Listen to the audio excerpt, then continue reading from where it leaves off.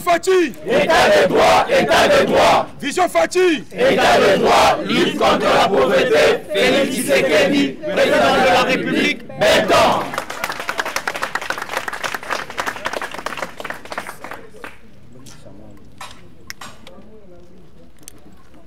Déclaration politique de la Vision Fachi Asbel. Vision Fachi Asbel, lisu ya mokonzi ya mboka.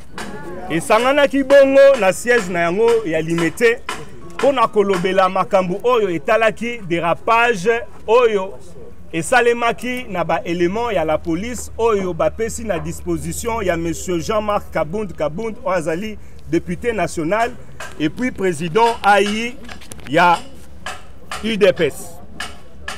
Na makambu oyo garde rapproché ya honorable président et ndongwana kibongo na élément ya garde républicaine. Na makambu oyo nyonso elekaki oyo bino nyonso bomonaki Vision Fachi elobi boye. Mwana mboka Jean-Marc Kabound alekisi na makambu na ye ya kozwa esika ya bokonzi. Tolobi nini ya komisa la justice na mboka oyo tobengi état de droit. Esengeli bongo na kotika justice yango moko esala musala na yango. Mutu moko te akoki ko se substituer na pouvoir ou bien na place ya justice. Na yango Vision Fachi elobi boye. Lokola ndeko Jean-Marc Kabound azwaki bongo na sima ya makambo yango ndingisa ya kotika responsabilité na ye na bokonzi ya Assemblée nationale. Tosengi ye pe na ndenge azalaka mwana mobali ya courage makasi azwa pe makasi ya kotika pe ebonga na ye na o etali bokambi ya Union pour la Nation, Union pour la démocratie et le progrès social o ezali UDPS. Na yango biso bana Vision Fachi lisu ya mokonzi ya mboka tolobi boy. Biso tozotikala elongo na mokonzi na biso o azali président de la République, azali bongo commandant suprême ya forces armées na ya la police, ye moko institution ya yambo ya mboka biso totikali sima na ye. Toko soutenir ye tisuka. Tokebisi ba oyo nyonso. Oyo bazali koluka na nzela ya molili pe na ba scandale nyonso pona ko déstabiliser ba institution ke ba kokutaka biso toujours ya kotelema pona ko défendre mboka. Na yango tolobi boye na mikolo o ezali koya tokobenga lisusu bana mboka na kotelema na banzela ya ba marche na ba activité ya soutien ya institution de la République. Na yango tolobi boye ba opportuniste nyonso na batu oyo nyonso bazali kotelemela mboka pe mokonzi na yango tolobi ke esika na bango ezali te. Tolobi ke nul n'est au-dessus de la loi. Seul le peuple d'abord nde yango nde message na biso. Que vive bongo République démocratique du Congo pe Vision Fachi na mokambi na ye mwana mboka Jeko Beya totondi bino botondi.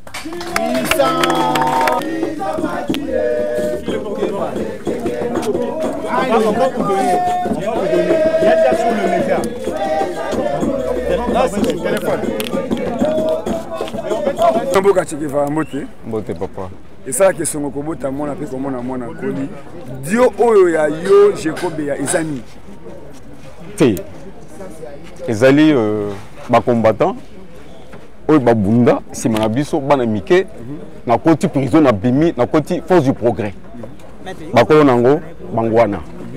Quand on a zone les loki que eloko moko ezana côté à Vision Fachi n'habité. Ce que il y a changement, il faut na koma wana. Ndena ye na sentir que non, makambo changement hein, ezali. 37 ans de lutte. Monsieur. 37 ans de lutte. Très bien. Bakufi, Batumbi, Basali Boye, Wamulumba. Azui préparation au premier congrès après ça en Belgique.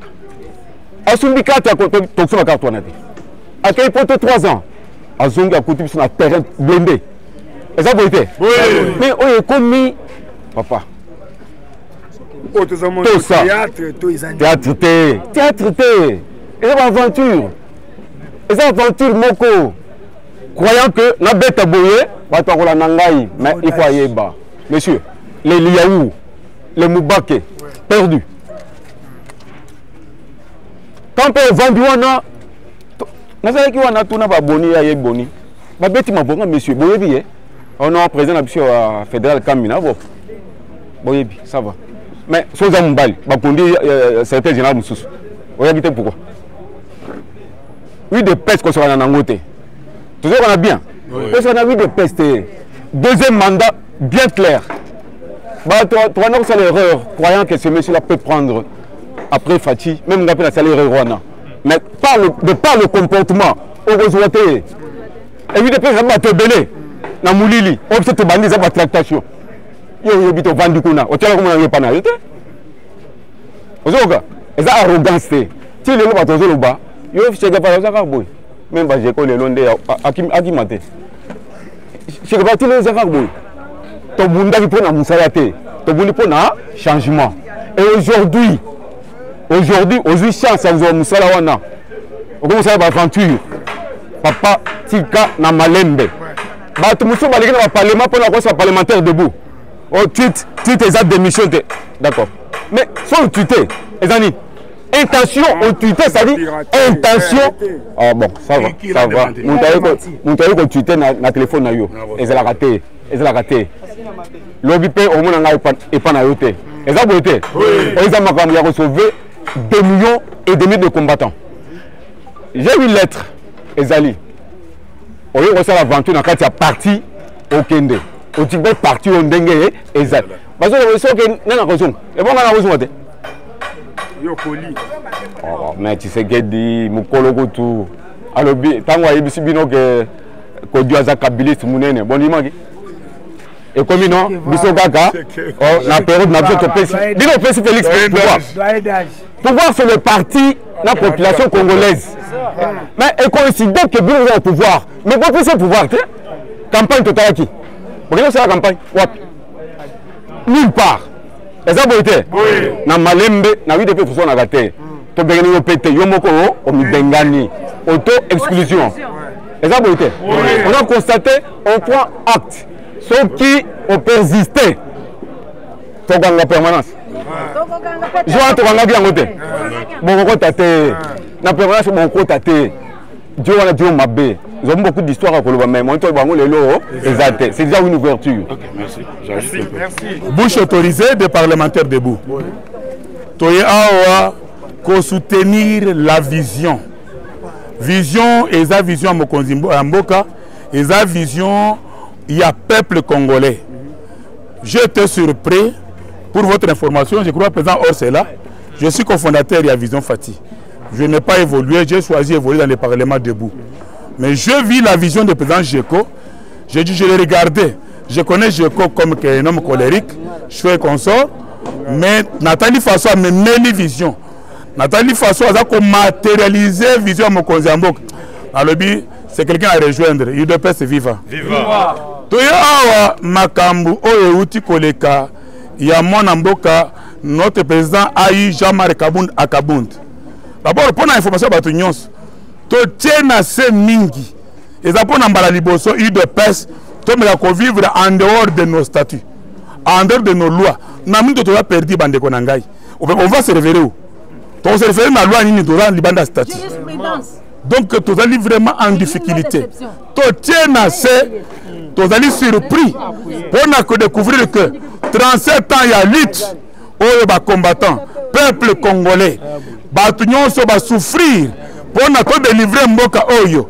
Au moment qui chacun va doyen d'âge, parlementaire à Tongo, alors qu'on reconnaître, oh, batomoni passe. On ne peut pas compter ce qu'on a suivi pour cette république. Et que, pour la première fois, nous avons un jeune étudiant qui s'appelle Jean-Marc Kabound, il devient encore le Congo le Mobutu. Il est paix viva. Tout le monde a la république à jungle. Toko sere Kabunda, soit qui manda Mobutu, Congo, le Koko, c'est consort. Non, non, non, non, non, non. Je rejoins un nom, il y a président Djeko. Alors, non, non, non, et non. Donc to ko ndima yango te. Mes chers amis, bozo meka mwana très bien, bozo ko non, o wa nga kabunda te, o ya boye, alubi boye non. Bon, soyons kabunda d'abord, soyons lui.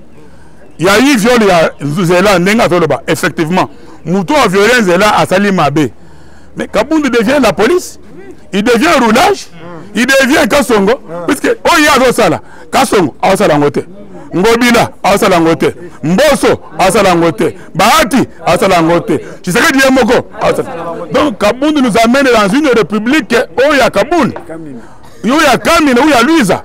Loin de là, mes chers amis, tu connais Mayango. Attends-moi. Donc, et puis, pour le moment, il y a des gens ce qui moutou que violence est là. Tant que roulage à Yaka, à quand on sorte moutou, on chauffeur. Garde républicain a quelle affaire dans cette histoire? Donner ordre. Beaucoup de personnes ont raison. Même les policiers, on va qui détacher à sa garde, va perdre même mission à Bango. Au lieu d'écouter l'ordre et le détachement, ils ont fait une erreur. Il y a qu'il y a un politicien. Ordre n'a pas ordre mal donné ne s'exécute pas. Donc, na régisseur. Bekolo. D'accord. Oyo bazoka nisake, bakosa n'importe quoi, bakosa le côté. Puisque tu as des missions naïe. Si on a démissionné, tu as forcé.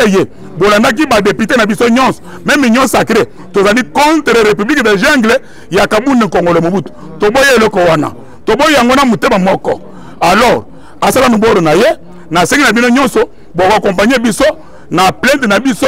Autre ne déposer contre Jean-Marc Kabunda, Denga manka, maman a besoin de respect, à tout le monde, les avocats volontaires sont là. Tokosa manaye ande. Tokosa manaye ande. D'accord. Je suis la bouche auto. Autorisé bon. Je vous remercie. Dandeku ba Congolais na monde mobimba ezolanda biso. Nazali ko déplorer situation oyelekani na mboka na biso na président ayi na biso ya IDPS oyo nazoko respecter mingi mais qui ne m'a jamais reçu oyo yebi ngai te nazali pionnier litre de 37 ans kokota baboloko biloko nanga kobotola na mona te aloba te nazokamwa ye en tant que Mukunzi, ce qui erreur ezali, il devrait interpeller Mukunzi ya PSR pour na koyebisa ye, ko interpeller Mukunzi ya bagarde républicain, mais ye moko usurpation du pouvoir. Asali biloko kaka esala makate et la kisi que asali attentat na chef de l'État. Parce que batunyo so bayebi ke nzela wana ezali nzela mabe. Famille présidentielle à Koko Banga a occupé ko violer, il n'y a pas de règle sans exception. Hier a outu ko côté université mikolemi balo mais biso to sali université kala mais a outu ko yegoleke na droit civil que il n'y a pas de règle sans exception. Pour étudiants nyonso ya université a yegola kananu notion muke ya droit. Asali biloko mabe. Débé à lobby qu'il démissionne. Il n'a qu'à démissionner. Bandon a déposé lettre n'a ambition depuis 2019. 2019, tina 2022. Biloko na komana kati asalata mo côté. Base kanga kaka mikolo nyonso. Banyokole ye na pouvoir ya Kabila. Tina Chilombo to monite. Mais ye moko ça ko se permettre ko lobeke, il a démissionné parce que ezo sala biente pouvoir ezako salate nana zo salate c'est lui qui est le président intérimaire il y a parti au pouvoir qui reçoit les subventions de notre parti à Salanini récompense ya pamba ya ba pionnier batu balitaki à reconnaître te acte seulement de reconnaissance moi na mugeo Jacob yo toboti azako reconnaître quand même droit ya batu ye wana zola tisabata ba polo ye wana zo bengisa bino ba presse mouvement oyo ko kisata yina nete ça témoigne qu'il est en train de soutenir vision ya Mukunzi Mboka en tout cas ngai nazo senga boy ye a démissionné na parti atika la combattant ya IDPS mais député na parlement mais atikele biso poste na biso ya vice-président soki bazokoka te vu mon statut social ya infirmité constitution ezolobeke bakoptanga direct natikele député nakokende kofanda na nkiti wana tete nazoyebisa ye lisusu nalobi boye adémissionnaire na parti na biso comme ayi adémissionnaire lokola si adémissionnaire na poste na biso ya parlement atikala kaka membre ya IDPS simple député kuna mais nakiti wana soki balobi ke compétence eza te vu notre constitution élaborée par Hippolyte Kanambe na 2006 est retouché na 2000 soki combien wana ezopesa pouvoir que seni aza na droit ya kokopte bato neti bainfirme lokola ngai tokoleka na vote te tokozala ba député immédiatement bakamata batia ngai je vais assumer ce poste là dede nazomanche mote mpona kobikisa parti na biso tolingi liste de 37 ans ebunga te tolingi sacrifice ya docteur Etienne Tshisekedi ebunga te kabine nyonso ya IDPS ekweya bato ozotika kaka moke porte-parole secrétaire général mais azala CGT mais azala kaka porte-parole ya koloba na presse ya kobalusa mais atikala na poste ya secrétaire général te jeunesse oyo ezwi pouvoir alire makambo ezokendi lelo topesa bajekobe ya raison mukoko atako bofingaka ye nyonso aloba lelo yo atake charge représentant ya jeunesse oyo ezwi pouvoir kombo mpe maloba. Merci beaucoup. Tolobi, il y a un temps pour toutes choses. Il y a un temps pour toutes choses. Et chaque chose a son temps. Nous sommes la jeunesse de cette partie pivotante. Il y a pouvoir. Lelo moni bao bazaba icône bazolela. Soki bibliothèque bandi kozika. Biso jeunesse on se retrouver. Lelo moni ba icône na combat bakomi kolela. Toyete ba vérité. Biso IDPS et Zalaka de la base au sommet. Le la base est prendre acte. Il y a des missions. Il y a président intérimaire à partir. Il n'y a qu'à démissionner et à suivre la voie légale. Eux ont la volonté de la base. C'est notre pouvoir qui est remis en cause. Lelo, de perdre un rétro-pédalage pour contrôler la mouka, n'a ensemble, n'a pas parti Moussoussou à cause de la Koluka Kopete, Babiloko Eza à l'interne, Eza Koede Mokonzamboka, de l'autre côté. C'est imminent. Parti au pouvoir, comme on a un acte de bavure aux Salama pour la confine sa chef de l'État. Le président de la République a un bilan à présenter. Et bientôt là, nous sommes dans l'année électorale, c'est l'année 2022. Parce qu'en année 2023, nous irons seulement accomplir. Mais nous devons parler au peuple. Ça peut plaire. Mais on y a papa. Écoute direct. La voix du peuple, c'est la voix de Dieu. Tout le monde en est marre avec le comportement du président intérimaire du parti. Lui-même n'est à passer avantage à Makambo. Base qui est bon de lier à revenir à la raison. Il y a aucun côté. Bateau il y a pesa misala. Oh bakende ko bon de là. Mais bateau va pesa misala te. Tozonyo kwama. Toza fouiller à combat. Bien que biso to bundete poto za misala. Mais biso toza quand même na compétence. Oh ba yebi biso. Tozo mériter quand même droit moko bena valeur. Vous pouvez croire que nenge toza boye na makambo to ça la partie na niveau l'état to ça la ngote. Aujourd'hui nous avons exemple à suivre, c'est Jekobert. Aujourd'hui, à l'empereur de la rue, parti au pouvoir stratégie, mon côté. Parti au pouvoir, bureau d'études des athées. Tous les projets, c'est tout un problème.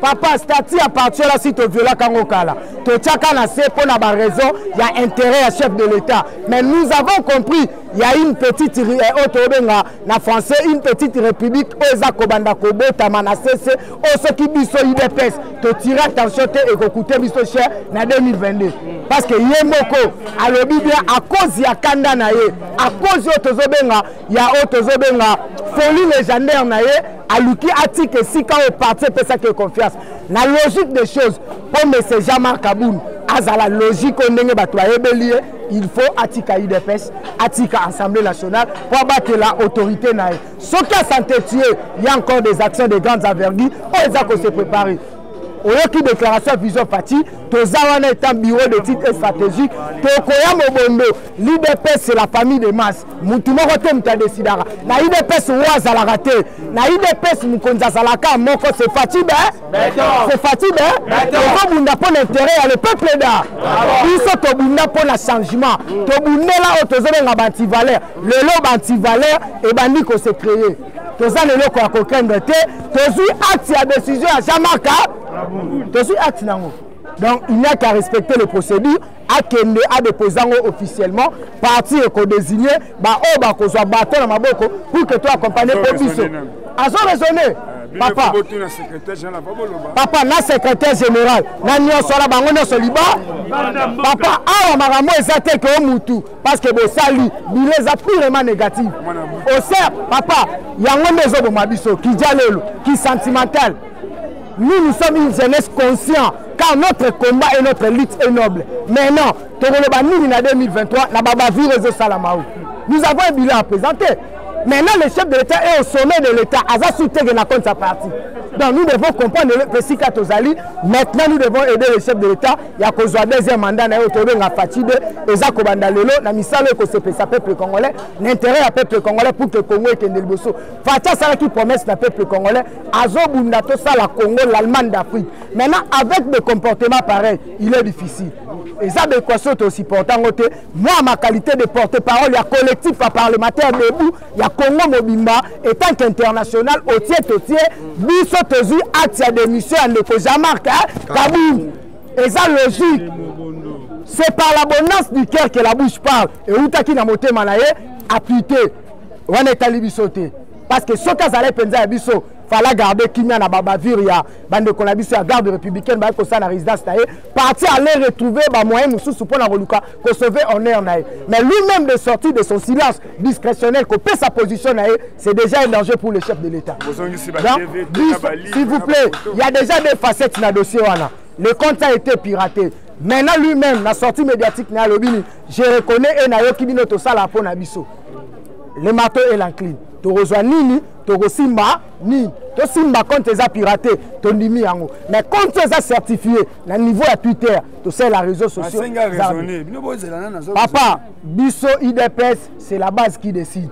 Oyoki base Nengezoloba, Oyoki l'état généraux Nyon sur IDPS et PSI position. Ba parlementaire debout, to PSI position, ba mouvement associatif et PSI position, vous avez reçu la maman Oyaki A, pionnier, a PSI ba pionnier, ba PSI position, ba cofondateur, ba PSI position, la famille présidentielle, ba PSI position, il n'y a qu'à respecter la volonté de la base, IDPS de la base au sommet.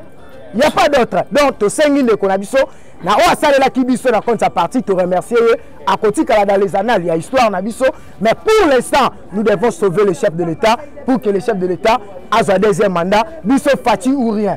Fati ou rien, exactement bateau ba EPP Sika, ba comme ba roi na IDPS, biso toza ba icône à combat, to la position aux alaté. Et ça fait de la honte. Moi je passe dans le télé, mais aux autres en transport.